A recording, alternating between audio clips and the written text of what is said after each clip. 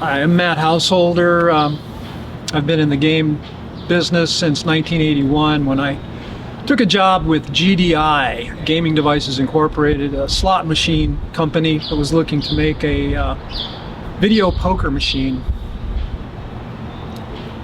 My name is Jeff Lee. I was Gottlieb Pinballs or Amusement Games original video artist. And I worked there till they closed down and then did freelance thereafter. Awesome.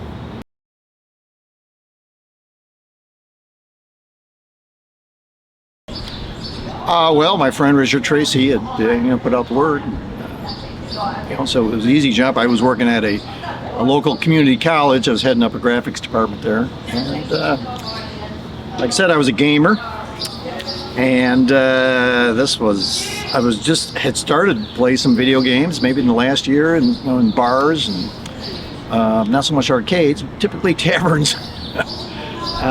So I thought, yeah, this is great. In fact, I had played some of Tim Skelly's games at a local golf driving range. Yeah. And here it was a few months later. I wasn't working with Tim, but I was working in the same space with him. So that was pretty awesome.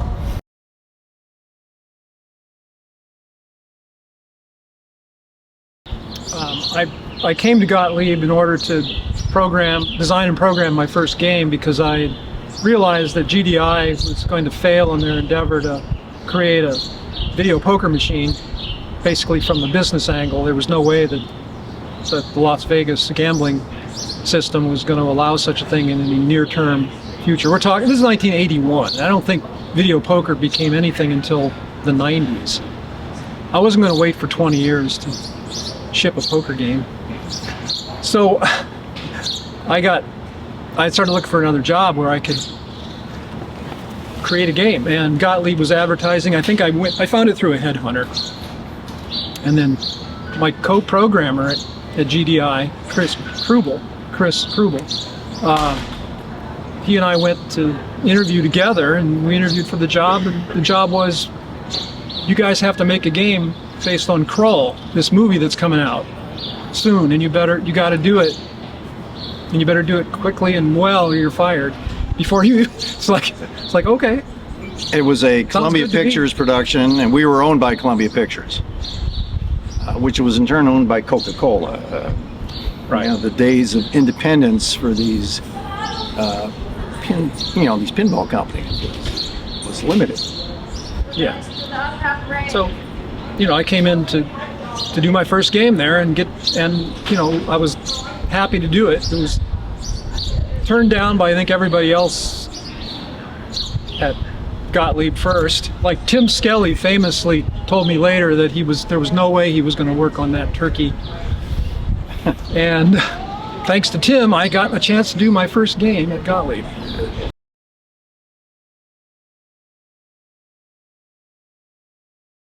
Well, I worked on several other games before Kubert. Okay.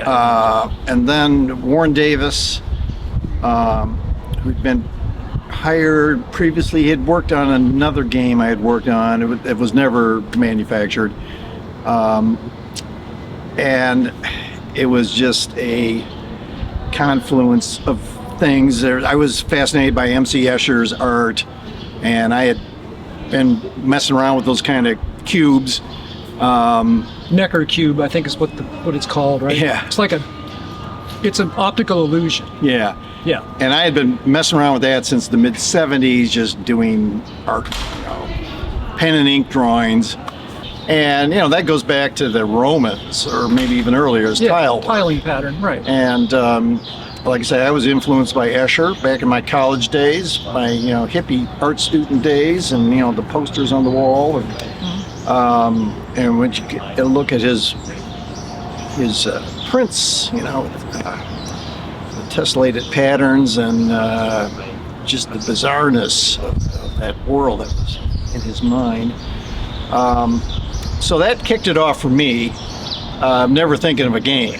I mean, I had designed a few board games back in college, and like I say, I was always a game player. So it was just kind of a natural thing when I had this great tool where I could play with background tiles and, iterate things endlessly. And it's like, okay, I can here make this pile of cubes. First I had filled up an entire screen with it, with just a few background characters, little 8x8 characters. And I forget how many I needed. It wasn't very Probably many. didn't need more Maybe than 6 or 12, probably. Yeah. Very few. Yeah. Right. And from there, it was pretty easy to make a pyramid. And there was another programmer, Kan Yabumoto, who was fascinated by that as well, and he put it up on his display. And once we had the pyramid of cubes, I had put forth a game design document, which was kind of rare at our company. I had page after page. Here's the cube, and I show a little brown guy with a snout, and he was jumping from cube to cube, shooting enemies with snots He was like from his nose. That was his gun, right? Yeah, he was more of a offensive character as opposed to a defensive character. Right. Yeah. And that basically was the proposal. And then there were enemies coming in. Actually, my original idea was that the player could switch dimensions, and then he'd be invulnerable to creatures on the different planes. Well, when Warren took it up, he pretty much threw all that out. It was probably for the improvement of the game because it would have been very simpler. complicated. Yeah, keep it simple. Yeah, he made it such a simple, easy game where you could play with one joystick and you could smoke a cigarette or drink a beer with the other hand.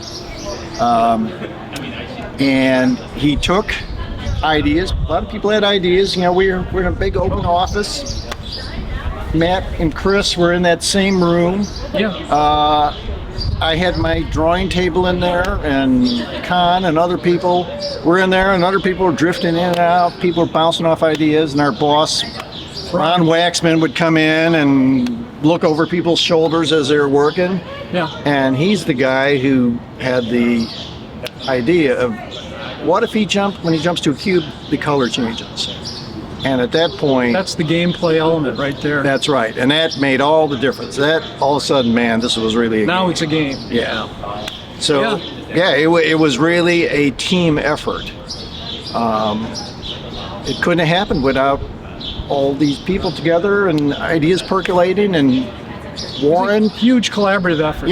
Warren filtering ideas, using some, throwing out most of them, and implementing his vision. And that's kind of how it came together. I think early on we knew we had something.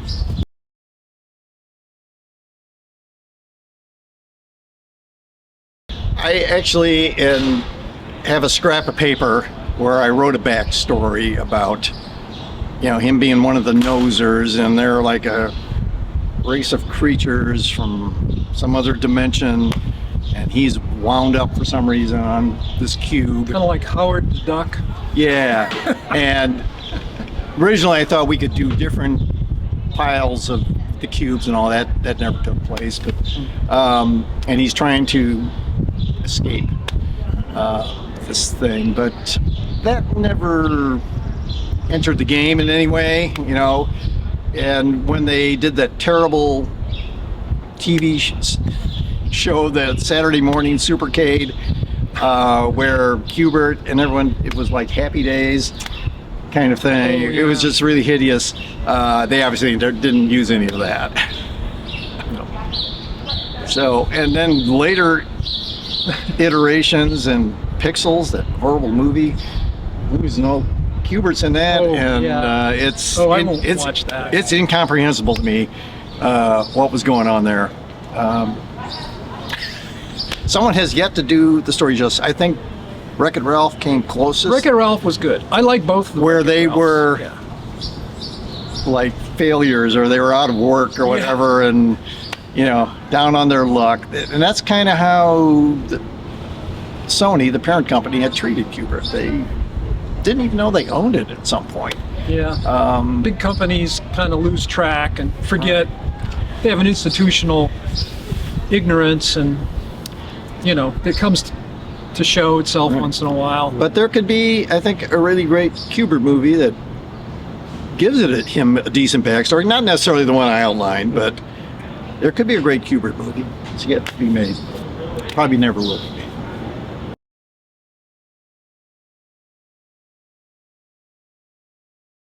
Right, there was none of that. It was just starting to happen. So my first exposure to computerized things like that was a typesetter. And one of the women who worked for me trained on that. And this was, the Mac then, a few years later, killed that industry entirely. And I remember my boss was really getting into having a PC. Very early model, I don't know what. So that was just beginning to happen. But all the work we did was through photography or other mechanical skills. And I had a little background in animation, doing some freelance work, cell animation. So that actually was useful when I had to do the animation for the video graphics.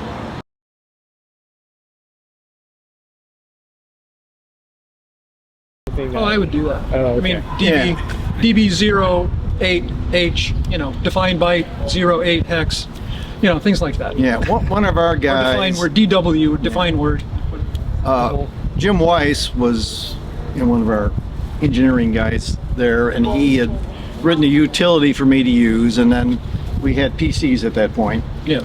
And as Matt said, it was all hexadecimal. I would type in 0 through F, right? Yeah, 0 through F. 0 through F, and we had a colored palette that I could define. We could swap out color palettes as needed in the game. So that was as far as my technical involvement when I was typing in those 16 characters.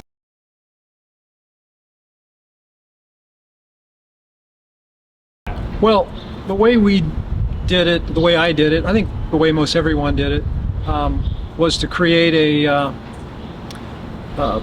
interrupt-driven handler called the vertical blank interrupt, or VB vertical blank interrupt handler. And so when I built a set of utilities, Chris Krull and I built a set of utilities that we built Krull with, my first game based on the movie Krull.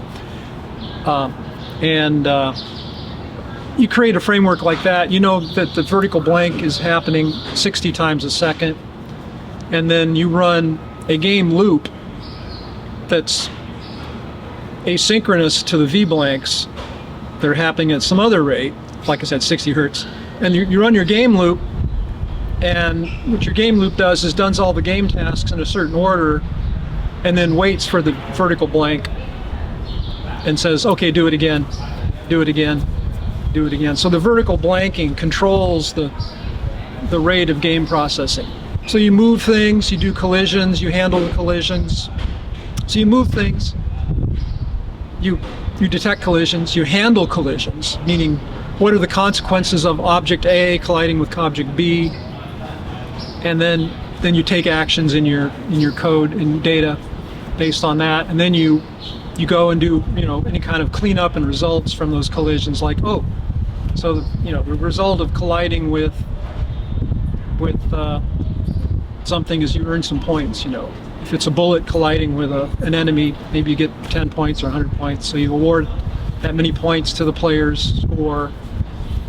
And then you have routines at the end that update data that's going to be displayed or changed in the hardware during the V-blank interval. And those things would include all the video as well as the audio. So you'd be sending out video, you'd be sending stuff into the video, like for character changes or animation state changes to the sprites. You'd be sending that data in the V-blank. And then you'd also send audio data to the audio portion to synchronize events that need to be pumped out to the audio.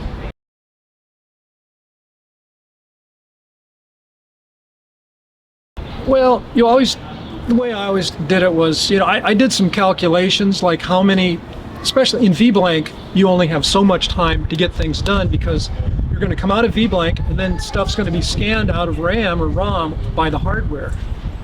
and you got to be out of the way and have made your changes before that scanning starts to display the screen.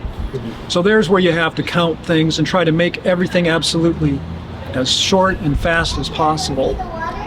And otherwise, in the gameplay loops, you know, you make them as fast as you can because you don't want to waste time. But there are times when you'll be doing too many things in a frame, and you'll overrun the frame, and you'll have slowdown. Like Defender is famous for that. In fact, it becomes part of the gameplay. From the player's standpoint. From the player's standpoint, yeah. It's like everything slows down, and then it's like, oh, actually, as a player now, the game is slower and I'm faster. It's kind of like being the Flash. If you can respond to the slowdown of the machine and say, okay, now I got to line up here and shoot that. In Defender, would the players know when that's going to happen? Well, you get an idea of when, and then you certainly perceive it. The better you are. Can you precipitate it in some way? Yes. Pop a bunch of pods in Defender. Oh, okay. And you get all the red, swarming the screen. The swarmers. That's why they call them swarm. Anyway, you get the red swarmers. And what happens, in fact, in Defender is, you know, the slowdown would get so bad that Eugene and Sam and whoever worked on it with them, I forget, they would identify processes that were taking up too much time in terms of, because they had to display everything in the processor. They didn't have hardware to move things. So they would take things and move them off screen. It's like, oh, there's too much on screen, move it off screen. Teleport it somewhere else. Yeah, anyway. Would it just move or would it just disappear? Disappear. Yeah, just disappear. Interesting. And then it'll drop back out of slowdown, and then you'd be, oh my God, I'm surrounded. Now everything's fast again. Oh shit. And you have to respond to that as a player. It becomes a kind of bug or artifact that becomes a gameplay element.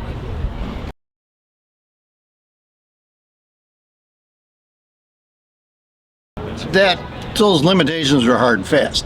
So I knew I couldn't exceed that typically, and so I just had to plan accordingly. You know, how many characters would be in the game, how many active, you know, how many foreground things, how many steps of animation do I need so it just doesn't look terrible, and that probably would dictate the flow of the game design to a certain extent.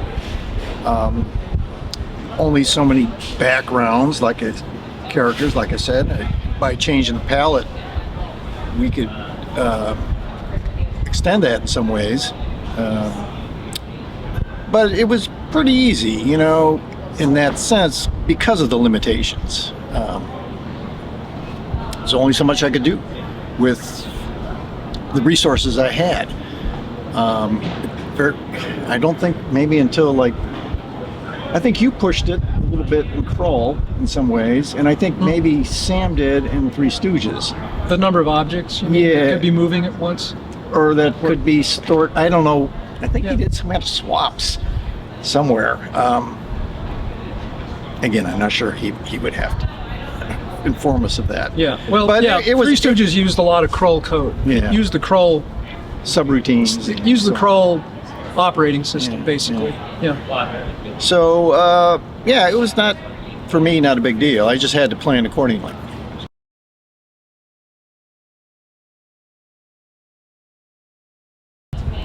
Well, for me, as a graphic artist, it happened after Gottlieb, because we never had another, maybe there was this little upgrade or something, but there was the Laserdisc games. So that was a change, because you had these video backgrounds that you could use. Unfortunately, technically it didn't work so good out in the field because of wear and tear and dirt and jarring of machines. But that was one step, and then, I don't know, 4 or 5 years later, you know, you had bigger palettes all of a sudden. Yeah. And so that was huge. Things moved for me as an artist. Yeah. And then it just exploded. Yeah, Virtua Fighter is the first polygon-oriented game I'm aware of, or may not have been the first, but it's the first one that made a big splash, say, in my memory anyway. It was flat shaded polygons, but they were 3D. It was 3D calculations. They must have had some kind of 3D accelerator custom hardware in there. I don't know if they were off the shelf chips in some way, or if they were all built. That was that, who did Virtua Fighter? Was that Taito? I don't know. I'm not even sure now. Yeah, I was kind of getting out of the industry at that point. The last games I worked on were in the early 90s, and a couple games with Warren again. And we were able to digitize images, with various cameras. I had a camcorder. I used to shoot videos of my kids. I could use that. They gave us a really nice camera. I forget the make of that. That could capture things beautifully. And we had like a target board we were processing the graphics with. And where it went from beyond that, I couldn't say, because I was pretty much out of it at that point in the early 90s. But you can see what you have today. It's just incredible. Yeah, companies like 3DFX came on the scene and started building polygon hardware and sold them as chipsets for add-in boards for home computers. Yeah. So that's what happened. And I look at like the games my daughter plays, where it's just like motion picture quality, and Oh yeah, animated characters, computer generated art. One artist back in the early days could service a half a dozen or more games being processed, and the proportion now has to be reversed in some inverse manner, right? Take a The number look of at the artists that takes. Yeah, it's like 100 artists on a game. Yeah. At say Blizzard now, or Activision Blizzard, which is what they're known as.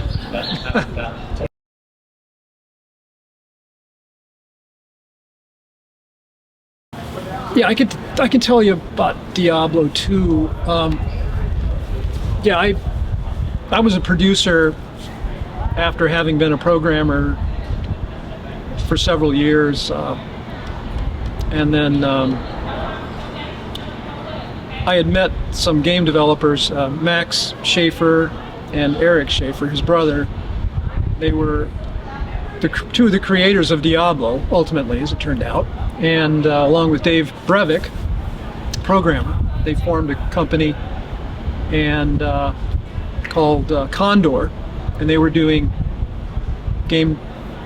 mostly handheld games, like Game Gear, and I think they did a Genesis version of a Superman fighting game or whatever it was called.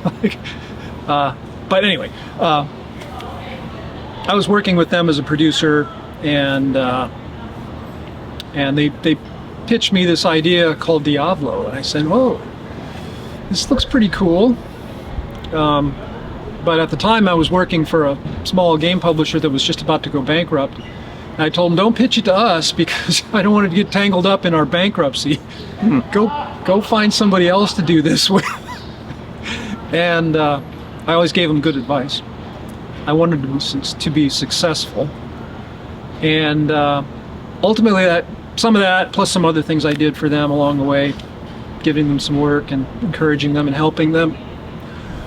They decided they wanted to hire me right when they were wrapping up Diablo, the original Diablo. They were wrapping it up, and they just gotten acquired by Blizzard, or actually Knowledge Adventure, which was Blizzard's parent company technically. They were renamed Blizzard North, and they were on the cusp of finishing Diablo, and they invited me to work for them. I said, "Yes, please. Diablo's going to be a hit, I know." And because I had some insight into it while I was working with them. And for the last couple of weeks of Diablo's development, I edited all the on-screen text to make it look right and scroll properly and read well and match what was actually said in the voices and things like that. So I did a kind of an editing pass on all the on-screen text, and then it was a huge hit, of course, as everyone knows. And I was a producer there now, and they put me on all the Diablo stuff thereafter. So I was a producer of Hellfire, which was a single-player expansion that Sierra Online published. They were also part of the same umbrella company, Send It Software at the time. I think it was Send It. And then I was rolled into being the producer of Diablo II because, of course, Diablo's a hit. We got to get to work on Diablo II. And so I was in charge of staffing the Blizzard North, building it up from it was only about 12 to 15 people at that time, and we needed to staff up to, over the next couple of years, about 35 or 40 people in order to do Diablo 2. So I did a lot of recruiting. In fact, I ran the first recruiting booth for Blizzard at a game developers conference in San Jose. It was like 2 card tables covered with a black cloth out in the parking lot in a tent. Anyway, so I did a lot of recruiting as part of my producer function. I also helped find employees, like artists, animators, programmers, designers, and I had actually helped them find their musician, Matt Ullman, who did all the music in the original Diablo and the sound effects.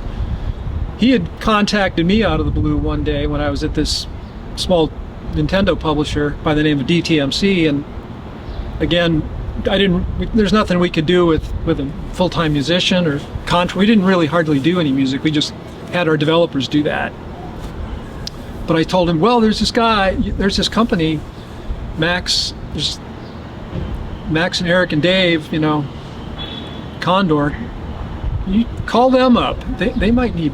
So finally he pestered them long enough that he was given the job of sound and music guy in-house there. So, and he turned out to be great for them and for Diablo.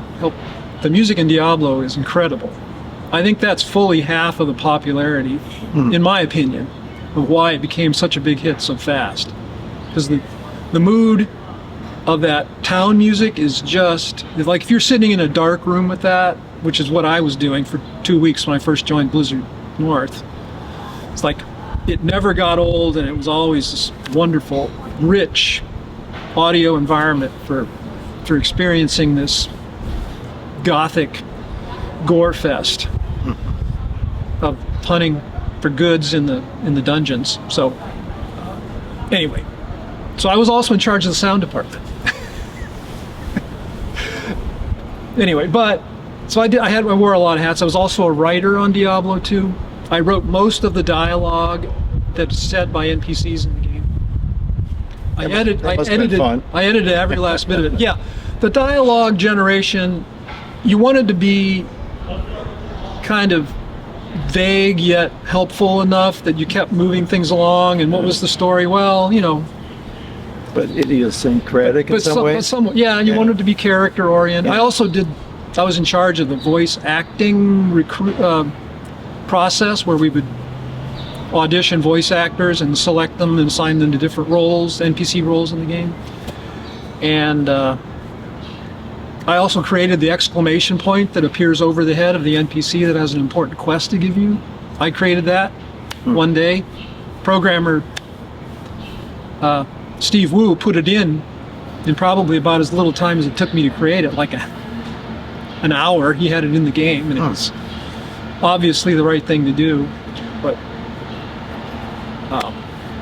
anyway, Diablo 2 was it was a grind. It was a lot of work, and I've got 3 gold teeth to prove that grinding my From teeth. grinding your teeth. Cracked molars. Oh my God. Anyway, it was a lot of long hours, and I didn't even put in as many as most people. By then, I was kind of given a pass because, oh yeah, Matt, he's the revered elder or whatever. He doesn't have to work 12-hour days, 6 days a week. He needs his rest. Yeah, he needs some more rest. Let him go home. A lot of people worked a lot harder and more hours on it than I did. But it was, from the summer of 1997 until the summer of 2000. It was 3 year. It was a 3-year project. Well, Blizzard was famous for taking years to do things, although it just kept going more and more and more. I mean, World of Warcraft took 5 years, and they overlapped with Diablo II quite a bit. And maybe World of Warcraft took more than 5 years.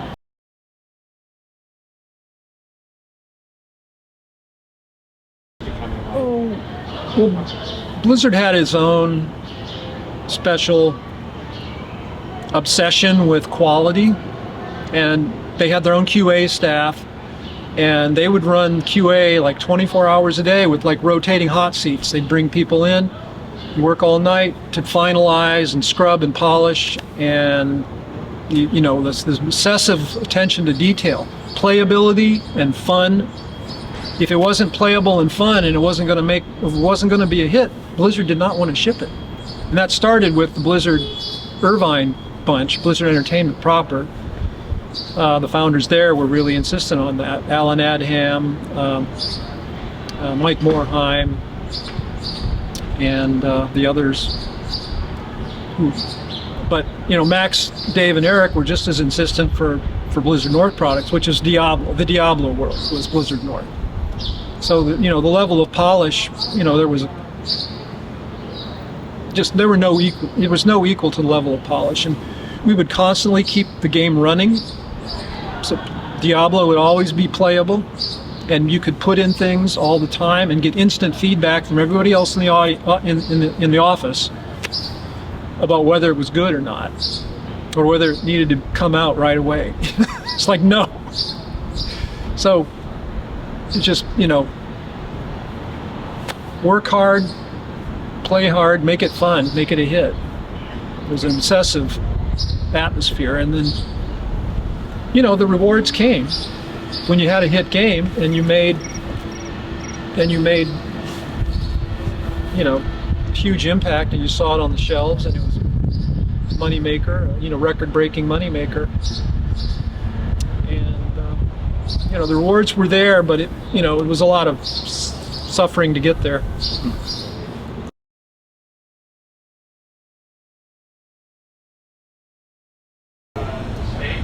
Well, what I do now, I no longer make a living in the game business. I tried with a partner programmer to make some word games on mobile phones and Facebook.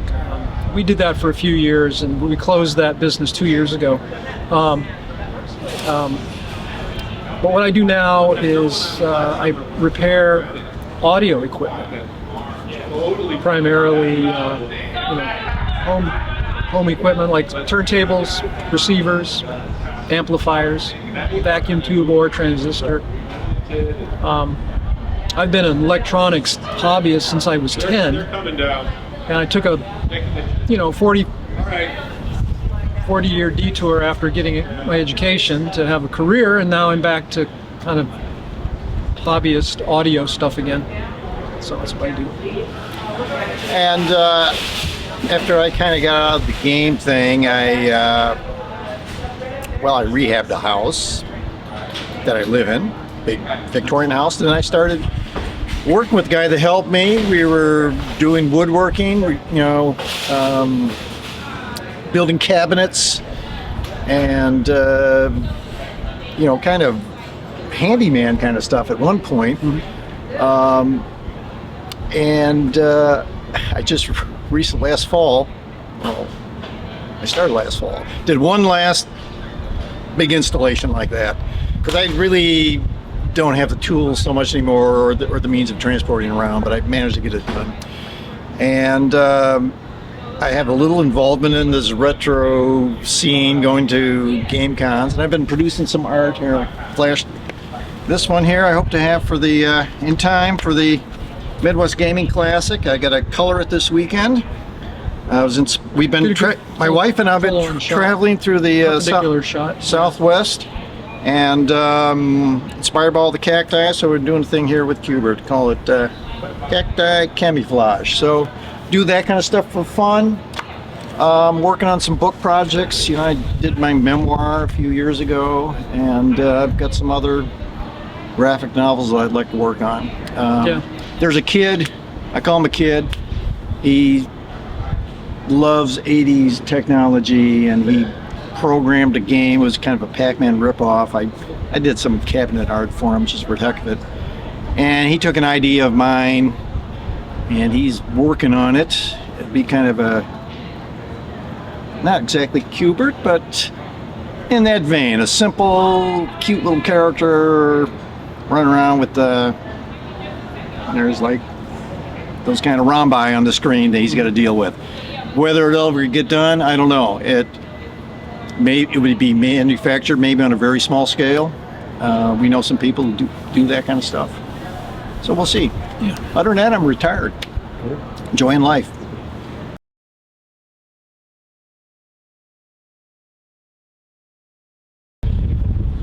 Well, Mad Planets is a fierce shoot 'em up and has a lot of fans. Yeah. I really like the art I did on that. Kan Yamamoto, who designed and programmed the game, really did a terrific job, and Dave Thiel's sounds are wonderful. And it has a simplicity about it too that I think works very well. So yeah, that's one of the games I'm pretty fond of. I'm not, again, very good at it. I'm not very good at any of these games, actually. Just don't have. Back in the day when I had better reflexes. Yeah, but you got to keep in practice. I've got a Defender and a Robotron at home, two of my favorite games of all time, both by Eugene Jarvis and others. Yeah. And I still play them on occasion, but not as often as I should. I probably should play more often, but yeah. Right. And some of the other games. Well, I'm fortunate I live near the Galloping Ghost Arcade. I don't know if you're familiar with them. Said to be the largest arcade in the world, probably in this country at least. They keep adding more games all the time, and they have lots of our games there. They have all of lined up. all of the Gottlieb games, and some of them that didn't even ship, like Right. Argus Protector by Tom Malinowski. Right. And Fred Darmstadt's. The Wizard game? The Wizard game. What's it called? It was called Arena. Arena, yeah. Was it had several names. Yeah. I remember playing that. And that actually is still a fun game. Mm-hmm. You have a dial, and you're zipping around this perimeter of this castle, and you're just Casting spells, fireballs at all these characters, monsters that are coming out of the it. castle walls. Yeah. So monsters at bay. Yeah, so it looks pretty good considering the limitations of the graphics, and it's just fun to play. And unfortunately, there's no sound to it. There's no sound in it? Dave didn't get to doing any sound? Well, we don't know. So what they do at the Galloping Ghost, they make what they call prototypes, games that were never produced. But they have some element, they might be on MAME, Right. some code for it. And in the case of Arena, as we'll call it, there was a guy named Dave Bodencutter. You remember Dave? Yeah. Young guy. Yeah. He was like a self-taught dude. Man of jack of all trades in video, right? Right, hardware. Video, hardware, software. and software, yeah. And he stayed in the game business doing gambling devices out in Las Vegas. And he's been out there many, many years. And he had a board for Argus that had been in his attic for like 30 years. Can you imagine how it survived in Las Vegas? Up in the heat of the attic? Up in the heat of the attic. Anyway, it survived, but not the sound, evidently. Oh, the sound ROMs decayed. Okay. Or maybe. I don't know. Maybe they weren't even on there. They may not have done. Yeah. But so he came out for an event at Galloping Ghost, and he gave the board to Doc Mack, the proprietor. And Doc and his people put together a prototype. Found an old Gottlieb cabinet. They were all the same, typically. And, I made cabinet artwork for it, and he put it on the floor. In fact, there was a documentary on this Red Bull TV, something called Screenland. Are you familiar with that?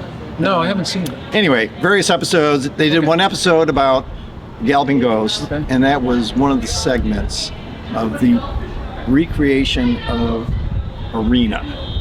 It was like a reality TV thing. I'm in it.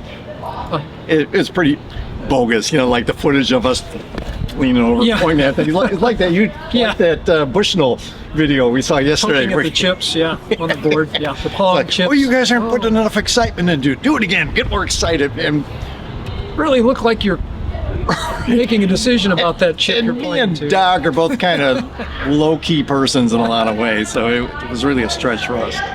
We should have got some kind of acting. So there's a bunch of stuff like that out there, and there's a few more remaining. They've restored some of Tim Skelly's games. I was going to mention that. One of the Tim's games that I really liked that was never manufactured, it might have been completed, was Insector.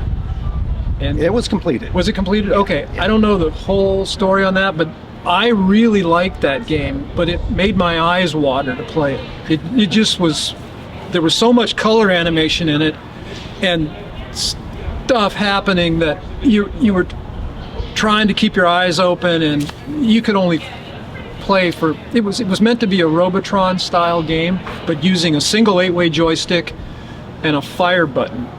And you were a spray can of bug spray that would run around and kill insects. Yeah, there's all these bees and spiders and millipedes and wasps. And he did another game called Robop. I saw that. You ever saw that? I saw it, but I never played it because it was just, what I saw was an animation. Yeah, it was this wacky amalgam of objects, and when they got hit, they all flew off. Yeah. And there was like this hand. The hands were the things that went around, and they might be disembodied from the rest of it. Anyway. Yeah. He was a great artist. Programmer artist, one of the few who could really was excellent at. And it's a shame these games were never produced for political reasons or economic reasons. Insector was probably going to be hard to make appealing, but as a fan of Robotron, I really liked Insector because, I like Robotron, and this is not Robotron, but it's fun. So what I've come to learn is there are a lot of these games that were developed and never produced. I did a game for the Ditties, Incredible Technologies. It was a crime. You drove a car around and you're being chased. Typically it was an overhead view. Yeah. We had better graphics to do that. I did it as a freelancer. It was completed. They never manufactured it. And who knows if it's sitting there waiting for you could contact Richard Ditton and find out to do it if he wants to. Yeah, if he wants to have a prototype sitting on the floor. Yeah. And there's probably dozens and dozens and dozens, maybe hundreds of games like that.